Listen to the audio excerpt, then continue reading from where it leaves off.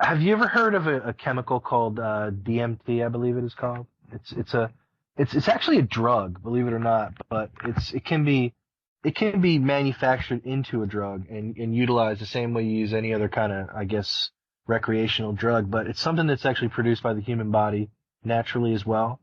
And no doctor has ever known what this drug is for. They know that the body emits this into the system during certain events. It helps you relax.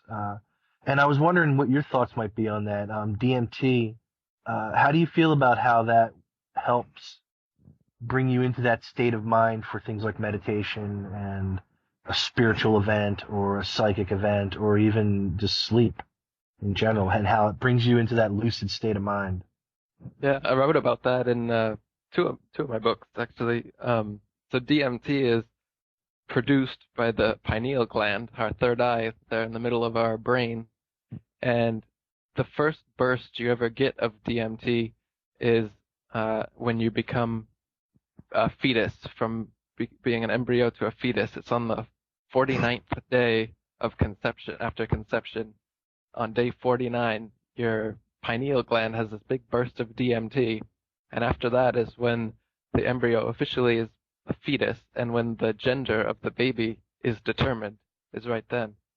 And Rick Strassman, who wrote the DMT, the Spirit Molecule book, he made this correlation, which is amazing, that Tibetan and Chinese funerals last 49 days. Like the Tibetan Book of the Dead, they have these things you're supposed to read to the deceased every day to help them on their transition into their next body, into their next life, to forget this life, to forget these people in this body, and to go into the next one.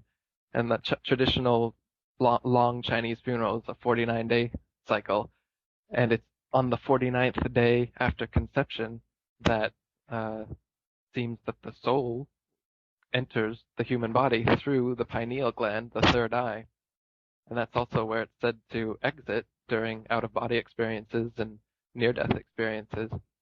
Um, and so you have a burst 49 days after conception. You have a burst of DMT every night while you sleep, and it kind of trips you out into dream states. And the biggest burst you'll have in your life is at physical death. The biggest DMT burst, biggest natural psychedelic experience you'll ever have is when you die. And so that's why people under anesthesia, like you said, will sometimes come out of their body, and they'll even remember things from other lives and whatnot, because their their connection to the physical body is being severed, so to speak, by those psychedelics, by those entheogens. That's one of the things they do.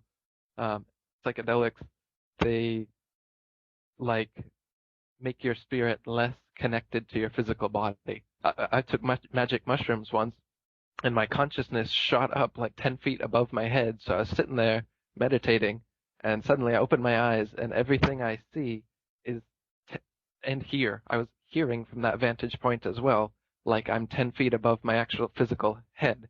So someone talking into my ear sounds very distant to me. And when I go to look at them, I'm looking at the top of their head.